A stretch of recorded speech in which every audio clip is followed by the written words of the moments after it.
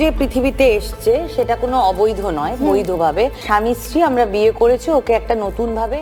সন্তান জন্ম দিতে গিয়ে হাসপাতালে আসলো 6 লাখের বিল। এত টাকা কিভাবে শোধ করলেন কাঞ্চন মল্লিক? হ্যাঁ ভিউয়ার্স, আবারও নয়া বিতর্কে জড়িয়ে পড়লেন কাঞ্চন শ্রীময়ী, আর তাও আবার হাসপাতালের মোটা অঙ্কের বিল, যা শুনে নেটিজেনরা হলেন হতভাগ। যে নেটিজেনদের প্রমাণ দেওয়ার জন্য আমি মা হইনি বা বিয়ে করি। কাঞ্চন মল্লিকের সঙ্গে পরকীয়া বিয়ে আর তারপর মা হয়ে সমালোচনার কেন্দ্রে শ্রীময়ী চট্টরাজ।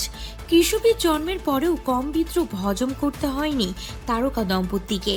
কথাকুকে পাত্তা দেন না কাঞ্চনের কচি বউ, কিন্তু এবার প্রশ্নের মুখে তাদের সন্তানের জন্মের খরচ। বিধায়ক বর রাজনীতির দুনিয়ায় ক্রমেই কোণঠাসা। কাঞ্চন কন্যার 6 লাখের বিল নিয়ে বিধানসভায় হইচই কাণ্ড, আর এবার মুখ খুললেন শ্রীময়ী। সন্তান তো একদম ফুলের মতো।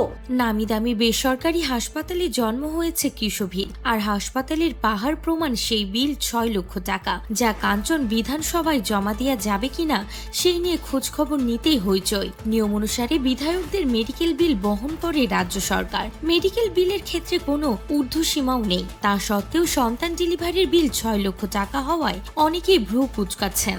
জানা গিয়েছে বেসরকারি হাসপাতালে বিল ধরিয়েছে 2 লক্ষ টাকা, আর চিকিৎসকের খরচই নাকি 4 লক্ষ টাকা। আর কাঞ্চন সেই বিল এখনো জমা দেননি বলেই খবর, তবে জমা দেওয়ার ব্যাপারে খোঁজ খবর নিয়েছেন। আর এই নিয়ে শুরু হয়েছে তুমুল বিতর্ক।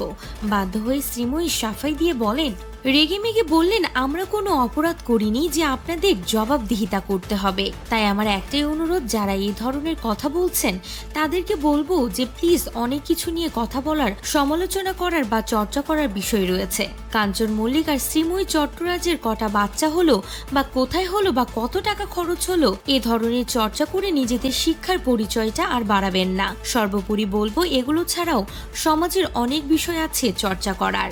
এখন অনেকেই বলছেন, এত টাকা বিল হলোই বা কিভাবে, আর এত টাকা শোধ করবেন কিভাবে কাঞ্চন মল্লিক? এমনও প্রশ্ন তুলেছেন অনেকেই।